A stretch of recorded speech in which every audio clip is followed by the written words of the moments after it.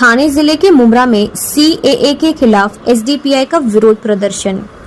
नागरिकता संशोधन कानून को देश भर में लागू किए जाने से केंद्र सरकार के इस फैसले का अलग अलग जगह विरोध देखने को मिल रहा है।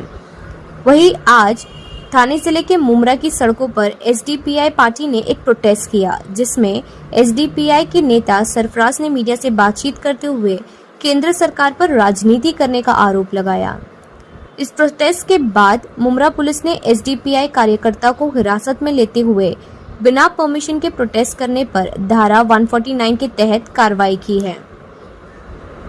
नाम से शुरू करो और क्या सबसे पहले अपना नाम बता दीजिए। जी, मैं Sarfaraz Shaikh, general secretary SDPI Kalwa Mumbra. आप लोग जो है यहाँ पे प्रोटेस्ट करने के लिए इकट्ठा हुए हैं, वजह क्या है? वजह है जो देश में काला कानून वापस लाया जा रहा है, जो सीएए एक्ट जो 2019 में लाया गया था, लेकिन कुछ वजह से वो नहीं पूरा फ्रेम किया गया, लेकिन ये वापस से थोड़े दिन पहले रेजोल्यूशन पास किया गया और काला कानून के तहत जो बाहर से बांग्लादेश और अफगानिस्तान पाकिस्तान से जो आएगा, जिनके पास नागरिकता नहीं है, हम उनको नागरिकता देंगे, सिर्फ मुसलमान को छोड़ के। तो ये काला कानून के साथ एनसीआर भी लाया जाएगा। जो एनसीआर जो आने वाले सेंसस में एनपीआर होगा, जो एनसीआर में नहीं आया तो उनको सीधा सिटीजनशिप से घोषित मतलब बॉयकॉट कर देंगे, उनको डिटेक्शन कैंप भेज देंगे और उनकी प्रॉपर्टी सीज किया जाएगा। तो ये काला कानून बहुत गंदा कानून है, इसको हम इसलिए वापस करना चाहिए, इसको बॉयकॉट करना चाहिए। उसके लिए हमने आज एसडीपीआई वालों ने प्रोटेस्ट रखा था। केंद्रीय गृह मंत्री का कहना है, अमित शाह का, कि एनसीआर से और सीएए का कोई लेना देना नहीं है, कोई संबंध नहीं है। इसको लेकर जो माहौल बनाया जा रहा है वो गलत बनाया जा रहा है। आज फिर से उन्होंने ये बयान दिया, लेकिन वो बयान देते न्यूज पे कुछ और, लेकिन बाद में व्हाट्सएप पे उनका ही खुद का वीडियो आता है, जो मेरे पास भी अभी भी सेव है, जो 3-4 दिन पहले का वीडियो है। उन्होंने साफ कहा है कि सीएए आने के बाद मैं तुरंत एनआरसी लाऊंगा, एनपीआर लाऊंगा। तो मतलब क्या हो गया? जो नागरिकता में साबित नहीं हुआ, जो बाहर से आए हैं, जो नागरिकता में साबित नहीं हुआ, वो ये तहत के एक्ट से उनको नागरिकता मिल जाएगी, लेकिन जो मुसलमान है वो बाहर हो जाएंगे। तो मुसलमान और जो दूसरी बैकवर्ड कम्युनिटीज है वो कहाँ जाएंगे? वो ये एनआरसी के कानून के तहत, तो अगर वो नागरिकता में नहीं है तो उनको सीधा डिटेंशन कैंप भेजा जाएगा और उनकी प्रॉपर्टी सीज किया जाएगा। आप अमित शाह के जो स्टेटमेंट में आप जो बोल रहे हैं वो तो मेरे को नहीं मालूम, लेकिन मैंने जो वीडियो देखा 2-3 दिन पहले का, उसमें उन्होंने साफ बोला कि सीएए के बाद में एनआरसी एनपीआर सब लेके आऊंगा। अभी अगर आप ये देखेंगे तो सीएए जो है वो एनपीआर और एनआरसी का जो है वो फर्स्ट स्टेप है। ठीक है, तो पहले सीएए होगा। सीएए क्या है? सिटीजनशिप अमेंडमेंट एक्ट है। इसके अंदर क्या होगा? डॉक्यूमेंटेशन वगैरह चेक होंगे। डॉक्यूमेंटेशन जिन लोगों के करेक्ट नहीं है और जिन लोगों के करेक्ट है वो क्वालिफाई होंगे एनपीआर के लिए, नेशनल पॉपुलेशन रजिस्टर के लिए। वहां पर जब वो लोग क्वालिफाई होंगे, उसके बाद जो लोग नहीं वहां पर क्वालिफाई होंगे वो डी वोटर्स कैटेगरी में आ जाएंगे, मतलब उनका जो है इस देश के अंदर कोई हक और कोई चीजें नहीं रहेगी। उसके बाद जो होगा नेशनल रजिस्ट्री ऑफ सिटीजनशिप होगा। उसके बाद हमारे देश का जो है वो पॉपुलेशन सेंसस होगा।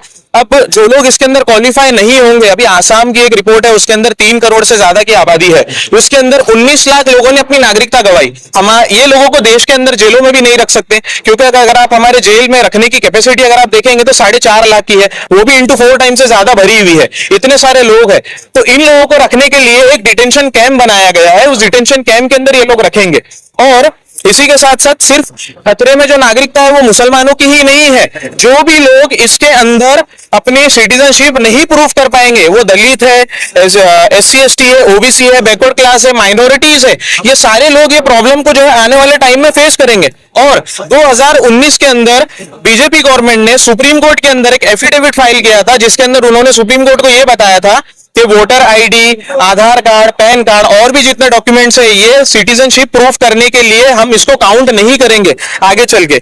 उसके बाद ये होता है कि हमको इससे, ये कानून के जरिए से जितने लोग इसमें बच जाते हैं उनको सेकंड लेवल का सिटीजनशिप बनाने की कोशिश की जा रही है। और जो बीजेपी के जरिए से पोलराइजेशन हमारे देश के अंदर चल रहा है, वो चल ही रहा है। डिवाइड एंड रूल की पॉलिटिक्स जो चल रही है वो चल ही रही है। और ये चीजों को देखते हुए हमारी पार्टी ने कल सुप्रीम कोर्ट के अंदर पिटीशन फाइल किया है और हम लोग इसके लिए जो है तो लीगल फाइट लड़ेंगे सुप्रीम कोर्ट के अंदर। अमित शाह का कहना है कि सीएए कानून जो बना है वो सिटीजनशिप देने का कानून है, सिटीजनशिप लेने का कानून नहीं है। पहली बात। दूसरी बात यह है कि इसमें किसी को अपनी नागरिकता प्रूफ करनी नहीं है। जो ऑलरेडी इंडिया के रेजिडेंट है, ये उनके लिए है जो शरणार्थी बनकर आपके देश में आए हुए हैं, आपसे शरण मांग रहे हैं। तो देखिए, जब ये अगर ये उनके लिए कानून बना हुआ गया तो हमने देश के अंदर डिटेंशन कैंप क्यों बनाए गए? जो लोग बाहर से आए उनको बाहर भेज देना चाहिए। दूसरी चीज ये है, जब ये कानून बाहर वालों के लिए बनाया गया है तो क्या हमारे देश का जो सिस्टम है वो इतना कमजोर है कि बाहर के देश के लोग आकर हमारे देश के अंदर Aadhaar card, PAN card, ration card जैसी सुविधाओं का जो है आनंद ले रहे हैं और हमारे देश के अंदर रह रहे हैं, तो ये गवर्नमेंट का कंप्लीटली फेलियर है इसके अंदर। और अगर ये उन्होंने ये बताया कि ये नागरिकता देने का कानून है, तो जब प्रधानमंत्री नरेंद्र मोदी जी ने 12 तारीख को जब ये नोटिफिकेशन जाहिर किया, तो उसके अंदर मुसलमानों का नाम क्यों नहीं लिखा? उन्होंने ये बात क्यों उसके अंदर लिखी कि हमारे देश के अंदर जो नागरिकता मिलेगी वो XYZ कम्युनिटीज को और कास्ट को मिलेगी, तो मुसलमानों का नाम क्यों नहीं उसके अंदर मेंशन किया गया? हमारा सवाल ये है उनसे। वो 3 देशों के ऊपर आधारित है, बांग्लादेश, पाकिस्तान और अफगानिस्तान। उनमें से जो माइनॉरिटीज है, क्योंकि वो तीनों इस्लामिक स्टेट है, तो वहां पे माइनॉरिटीज कौन होंगे ये आपको पता है। उनको सिटीजनशिप देने की बात कही गई है, जो आपके ऑलरेडी देश में आ चुके हैं। ये आज नहीं आए हुए हैं, लगभग 6 साल पहले आके आपके यहाँ बसे हुए हैं।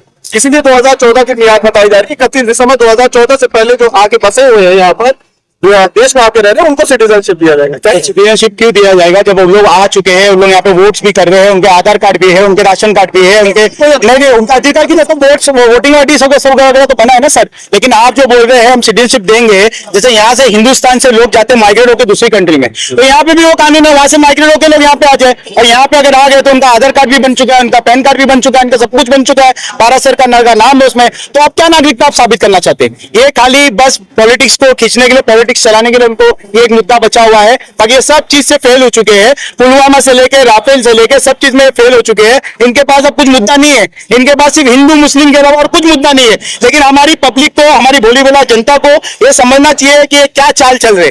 आज पब्लिक अगर इसके बहकावे में नहीं आएगी तो ये देश बहकेगा नहीं, एकदम सौ की सीधी बात। कुछ लोग गद्दी पे पकड़ लिए हैं, वो गद्दी पे बैठने की वजह से हिंदू मुस्लिम और आम जनता भी बकलाई गई हुई है, पागल हो चुकी है, जो इनके बहकावे में आके कदम उठा रही है। तो हमको सोचना चाहिए, हमको रोजगार की जरूरत है, हमको महंगाई से लड़ने की जरूरत है। हमारे पास अनाज नहीं है, हमारे पास खाने पीने को नहीं है, हमारे पास अच्छी एजुकेशन नहीं है, हमारे पास अच्छी यूनिवर्सिटी नहीं है, हमारे पास ये सब मुद्दा नहीं है। ये सब पे हम काम करेंगे तो ज्यादा अच्छा है। आज बेटी बचाओ बेटी पढ़ाओ के ऊपर आप नारे लगा रहे हैं, हम बेटी बचाओ बेटी पढ़ाओ, बेटी सुरक्षित कहाँ है? आप घुसपैठियों की बात कर रहे हैं। आपके हिंदुस्तान में, अरुणाचल प्रदेश में चाइना इतना घुस चुका है, उसके बारे में तो पहले सोचो, फिर बाद में दूसरों को नागरिकता देने के बारे में सोचना। पहले वो तो पूरा हमारा कंट्री को कब्जा, आधा हिस्सा कब्जा कर लिया, अरे पहले उनको तो बाहर निकालो। कहाँ है वो 56 इंच वाले हमारे प्राइम मिनिस्टर जी? वो तो जाके वहां खड़े हैं, 56 इंच देख के भी चाइना वाले डर के भाग जाएंगे। तो उनको ये सब काम करना चाहिए। ये सब पूरी जनता को ये सब में बहकावे में नहीं रहे, और ये सब जो क्या बोलते गंगा जमुना की तहजीब जो बनी हुई है यहाँ पे, उसको बनाए रखे, इनको तोड़ने की कोशिश ना करे। और हिंदू मुस्लिम में जो भाईचारा पहले से चलते हुए आ रहे हैं, वो भाईचारा मैं पब्लिक से अपील करूंगा, आवाम से अपील करूंगा कि इनकी पॉलिटिक्स में नहीं आए। हम जो भाईचारा बना के रखे थे, गंगा जमुना की जो हमारी तहजीब थी, उसको बना के रखे और उस पर हम अमल करें, उस पर हम कायम रहे। हम किसी के बहकावे में आके कुछ गलत कदम या कुछ गलत फैसला ना करें। Thank you.